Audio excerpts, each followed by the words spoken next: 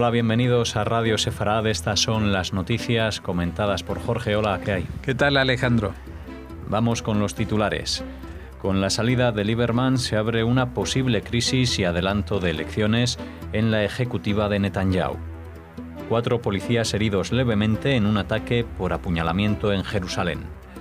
Estados Unidos ofrece $5 millones por información que conduzca a la captura del subjefe político de Hamás. En pocos años saldrían de prisiones españolas más de un centenar de terroristas yihadistas radicalizados. Estos son los asuntos de hoy en Radio Sefarad. Volveremos en la segunda parte con la agenda cultural. Ahora les hablamos del partido israelí Hogar Judío, que amenazó con salir de la coalición de gobierno, lo que abocaría a celebrar elecciones anticipadas si no se nombra su líder y titular de Educación, Naftali Bennett, como ministro de Defensa, tras la dimisión del cargo en las últimas horas de Avigdor Lieberman por desacuerdos con el gobierno sobre la aceptación de la tregua en Gaza, que consideró una sumisión al terror. Pese a su salida de la coalición, esta podría mantenerse con una exigua mayoría de 61 escaños en una Cámara de 120, pero la marcha también del partido del ultranacionalista Bennett daría al traste con el gobierno y forzaría a anticipar elecciones, que no debían celebrarse hasta noviembre de 2019. Al parecer, Netanyahu pretende hacerse cargo también de la cartera de defensa, además de la de exteriores y la jefatura de gobierno. Sí, bueno, y dentro de poco también va a repartir el correo Netanyahu. Si va asumiendo todas las carteras. Lo que quiere evitar a toda costa Netanyahu es tener a Naftali Bennett, que es una persona, un político que empezó en las filas de su propio partido Likud, como muy cercano a él, y que con el tiempo se fue alejando y enemistando, pues no lo quiere a Naftali Bennett justamente en el puesto de ministro de Defensa, porque si fuera así, pues, por ejemplo, esta semana se habría montado una buena en Gaza. Lieberman también lo pretendía y no le hicieron caso y por eso se va, pero a pesar de ello, digamos que su posición sigue siendo bastante menos radical que la de Abait Hayudi, del partido Hogar Judío, de Naftali Bennett, que incluso habla de anexionar territorios como Cisjordania. Ahora, lo que nadie sabe hacer ni decir es qué se puede hacer con Gaza. La disyuntiva era o lograr este mal acuerdo, cese de fuego, como se quiera llamar, con una reacción muy contenida, pongamos los números en proporción, contra 470 cohetes recibidos, pues Israel atacó 170 objetivos. La mayoría de ellos con avisos previos para que desalojaran los edificios donde iba a producirse el bombardeo, entre ellos la casa de la televisión, el servicio de inteligencia, etcétera, etcétera. Así que digamos que fue una respuesta demasiado comedida para lo que suele ser una respuesta de la Fuerza Aérea israelí. La gente se pregunta qué le ha pasado a Netanyahu o qué pasa por su cabeza en estos momentos, pero las posibilidades estaban muy limitadas e incluso el propio ejército no recomendaba una acción porque recordemos que en años pasados ya hubo 2 operativos que intentaron acabar con Hamás en la Franja de Gaza y que no solamente no acabaron, sino que acabaron reforzándola. En esta ronda, aunque fue muy breve, de apenas 24 horas, se destruyeron algunos objetivos importantes, pero digamos que la realidad sigue intacta. Y la pregunta no es si se va a firmar ahora un acuerdo, que posiblemente se firme una tregua por 3 años, sino qué va a pasar, qué se puede hacer con Gaza, qué se puede hacer con Hamás en Gaza. Y las respuestas no son nada sencillas. Yo he visto en las últimas horas gente que habla de apuestas muy singulares.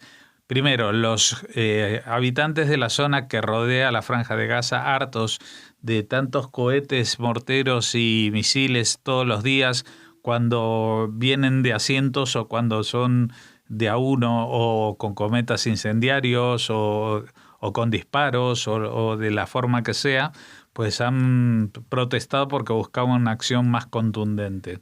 Lo que pasa es que entrar en una zona, en un enclave donde viven apiñados casi 2 millones de personas en un territorio muy pequeño, eso conllevaría de forma absolutamente segura la muerte de muchos soldados israelíes, porque tendría que ser una operación terrestre. No hay con todos los túneles que tiene Hamás, pues sería una operación terrestre incluso muy peligrosa, más que entrar en cualquier ciudad casa por casa, porque también se pueden provocar explosiones y ataques desde el propio subsuelo de la ciudad, o de la franja que está ahora dada, mucho más que las líneas de metro de Madrid, por poner un símil, ¿no? Así que esto está influyendo de manera crucial en la política israelí. Este fin de semana vamos a hablar sobre ello y también lo que pasa en la parte palestina con sendos expertos en el tema, para ver si hay alguna solución y cómo va a afectar esto a la población israelí, porque son muchos años, son más de 10 años sufriendo estos ataques, y ahora la firma de una tregua no va a resultar muy distinta que la tregua que se firmó en 2014 y que se quebró en muchas ocasiones. ¿Quién va a asegurar y cómo se va a asegurar de que no vayan nuevos ataques, nuevos acercamientos a la frontera con estas llamadas marchas del retorno para intentar entrar en territorio israelí, que no haya túneles que pretendan secuestrar a ciudadanos israelíes, que no haya globos incendiarios que destruyan los campos, etcétera, etcétera? Va a ser muy difícil para Netanyahu y va a ser muy difícil para cualquier político israelí dar una respuesta que convenza a la gente. 4 policías israelíes fueron heridos de forma leve en un atentado terrorista en Jerusalén. El terrorista entró a una estación de policías en el vecindario de Armon Hanatziv y apuñaló a un efectivo de la Guardia Fronteriza israelí. Un policía en la estación disparó al terrorista y aparentemente en el intercambio fue herido otro efectivo.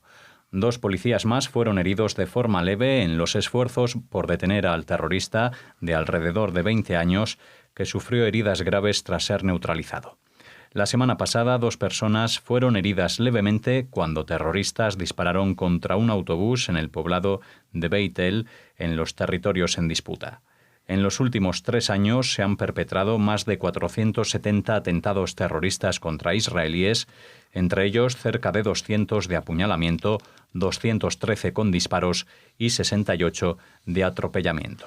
Sí, la verdad que esto es otra historia que no cesa, porque más allá de lo que suceda en la Franja de Gaza, lo que suceda en la frontera norte con la amenaza de Hezbollah, pues tenemos lo que sucede dentro del propio Israel, por ejemplo en Jerusalén, donde pues confluyen los mundos de los israelíes de la línea verde, llamémoslo así, los territorios que Israel ocupaba hasta el año 67 y los nuevos territorios que reconquistó a partir de ese año, donde hay mayoría árabe, y los continuos ataques terroristas que se están dando, especialmente en estos últimos 3 años, desde octubre del 2015 especialmente, y fíjate qué números: 200 casos de apuñalamientos, 213 casos de disparos y 68 de atropellamientos masivos. Así que la población no lo tiene fácil para sobrevivir y para salir a la calle tranquilos, esperando que volver a casa al final del día.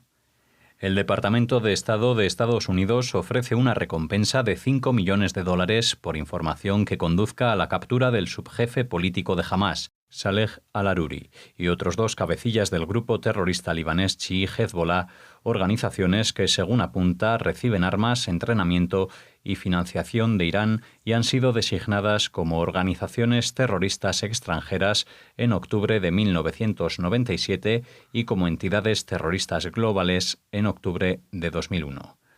Al-Aruri es responsable de numerosos ataques sangrientos contra civiles y soldados israelíes, incluyendo el secuestro y asesinato de 3 adolescentes israelíes en 2014 en Cisjordania. En 1992 fue arrestado y condenado a 18 años de cárcel, pero en 2010 fue excarcelado en el marco del canje por el soldado Shalit y deportado. Apareció en Siria y luego se trasladó a Turquía en 2012, país del que fue expulsado en 2015 a Qatar, de donde también fue expulsado al sur de Beirut, feudo de Hezbollah. El Departamento de Estado incluyó también en la lista de terroristas globales al hijo del cabecilla de Hezbollah, Hassan Nasrallah, acusado de perpetrar diferentes ataques. Sí, eso es lo que se llama una estrella en alza, ¿no? El hijo de Hassan Nasrallah ya está organizando y perpetrando ataques que van a llevarlo a liderar el grupo Hezbollah en un futuro no muy lejano. Sin embargo, el sujeto, el personaje más llamativo, subjefe político de Hamás, el al-Aruri, es realmente de los más sangrientos y todo el mundo recordará, si siguen Radio Sefarad, o se preocupan por lo que pasa en Oriente Medio, de que justo antes del último estallido de una guerra contra Gaza en 2014, pues había ocurrido este secuestro y asesinato de 3 adolescentes israelíes que no fueron encontrados hasta bastantes días después, ya dentro de un coche quemado. Esto fue ya la gota que colmó el vaso de la paciencia, y más siendo obra de alguien que había estado en la cárcel, pero que fue canjeado para soltar a un soldado israelí que estaba secuestrado por Hamás durante más de 5 años.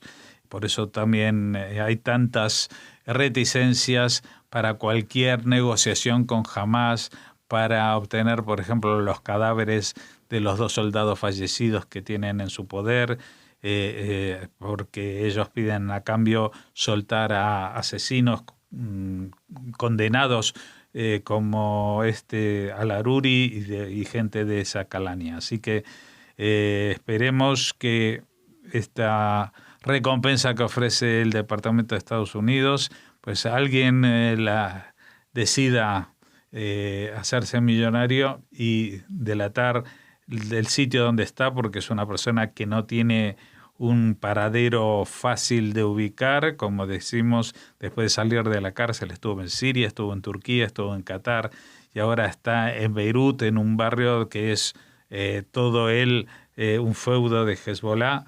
Sabe más o menos dónde está, pero no con exactitud como para poder detenerlo o neutralizarlo. El último informe del Real Instituto Elcano, Yihadismo y Prisiones, un análisis del caso español, revela que el 10,5% de los condenados por alguna modalidad de actividad yihadista en nuestro país se radicalizaron cumpliendo condena, mientras que un 38,8% lo hicieron en lugares de culto. Otros datos del estudio señalan que entre 2015 y 2018 han salido de prisión 20 condenados por yihadismo, otros 52 lo harán hasta 2022 y más de 70 hasta 2026. El fenómeno de la radicalización en prisiones españolas nació entre el 2000 y 2002 en una prisión salmantina, siendo su cabecilla un preso marroquí condenado por delincuencia común.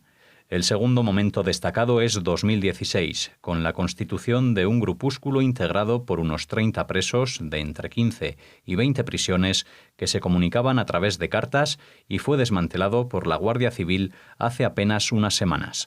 Sí, lo que apunta el estudio es el peligro inminente que vamos a tener. Estamos hablando de aquí a mucho tiempo, el 2026 son 7 años de aquí a 7 años va a haber casi 150 yihadistas condenados por acciones terroristas que van a estar nuevamente en las calles. Y en realidad la prisión no sirve para frenar sus instintos, sino justamente para radicalizarlos aún más e incentivar e incluso instruirlos en cómo realizarlos. De todas maneras, este dato del 10,5% que se radicaliza durante cumpliendo condena en las cárceles es uno de los más bajos de Europa, porque en países como Bélgica y Francia la radicalización es mucho más amplia dentro de las cárceles, donde siempre también hay más detenidos pertenecientes a minorías musulmanas, lo que propicia esta expansión de la radicalidad.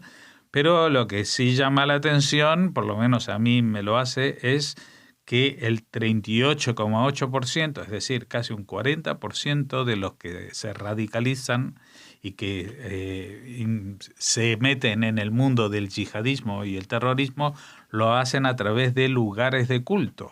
Estamos hablando de mezquitas o lugares de oración. Cuando se habla de lugares de culto musulmán, no sé si hay alguna diferenciación importante que hacer, pero evidentemente lo que llama la atención es estos lugares son lugares públicos, lugares que teóricamente las fuerzas de seguridad e inteligencia españolas están controlando, pero no tan bien como debiera hacerse, porque seguimos con que muchos de estos casos, casi la mayoría, se realizan justamente a través de estos métodos. El resto de los métodos son especialmente la autorradicalización a través de redes sociales, que eso es un fenómeno mucho más difícil de observar y de perseguir, ¿no? Porque si bien hay programas espías en las redes sociales, etcétera, pues la actuación en ese caso se refiere a situaciones más individuales o más aisladas, pero los que organizan grupos para charlar sobre este tema en centros, lugares de culto, sí que representan un peligro, porque fácilmente pueden constituirse no ya en un grupo de discusión, sino en una célula de acción terrorista que golpee, como lo hemos visto pues hace no mucho tiempo en la zona de Barcelona. Nos despedimos con esta noticia hasta la semana que viene, Jorge. Bueno, Shabbat Shalom, saludos a los que no me oirán hasta el lunes por la noche. Hasta entonces, nosotros nos quedamos un poquito más con la agenda cultural ahora con Raquel.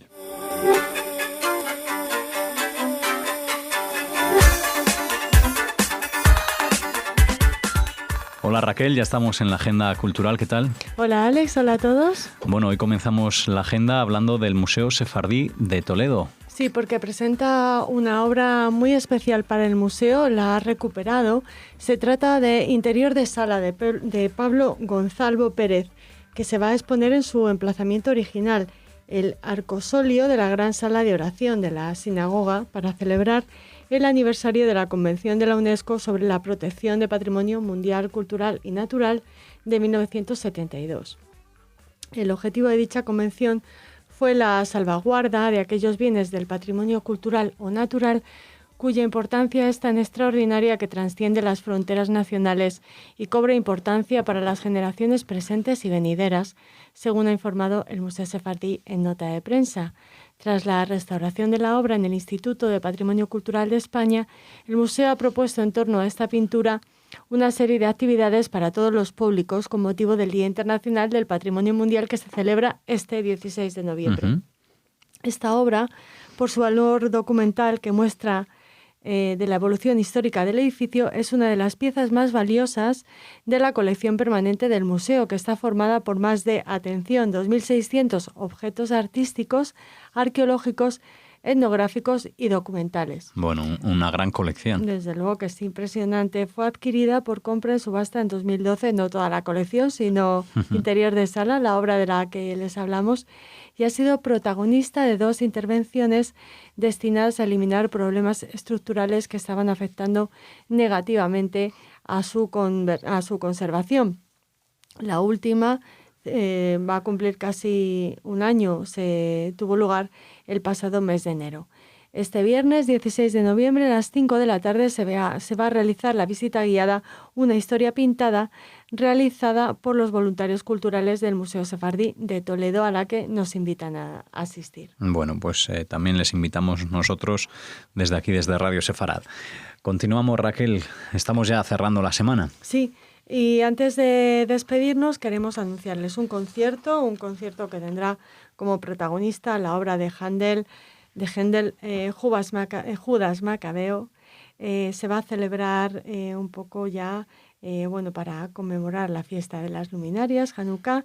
Es un oratorio para solistas, coro y orquesta. El director va a ser Oscar Gershenson, el argentino israelí, y el concierto va a tener lugar en la Capilla Real. Así que queríamos anunciarles este concierto. Iremos más cercanos a la fecha, les recordaremos exactamente cuándo se va a celebrar, pero es a primeros de diciembre. Queríamos ya alertarles a los amantes de la música y en concreto de la música de Händel de que muy próximamente se acerca un concierto. Podrán oír este Judas Macabeo. Muy bien.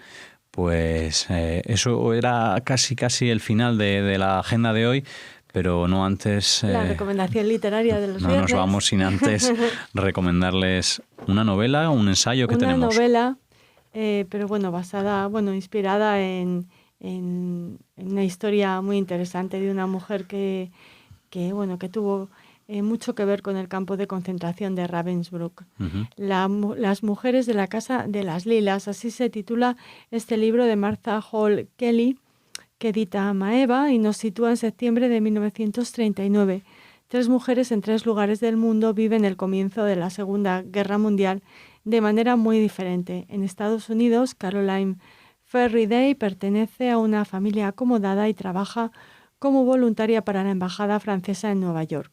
En Polonia, la joven Kasia Kuzmerik debe madurar de golpe después de que las SS detengan a su padre y ella se convierta en correo para la resistencia polaca. Y en Alemania, Gerda Oberhauser, una ambiciosa doctora, acepta trabajar para el régimen nazi sin sospechar que se adentra en un territorio cruel dominado por los guardias de este campo de concentración. Sus historias acabarán uniéndose cuando Caroline y Kasia se decidan a buscar justicia para las mujeres olvidadas del campo de concentración de Ravensbrück, donde juega un papel terrorífico esta ambiciosa doctora alemana, que por lo que podemos adelantarles, pues no respeta mucho el juramento hipocrático en el campo y se une a los que realizan experimentos malvados, en este caso sobre las mujeres que eran prisioneras,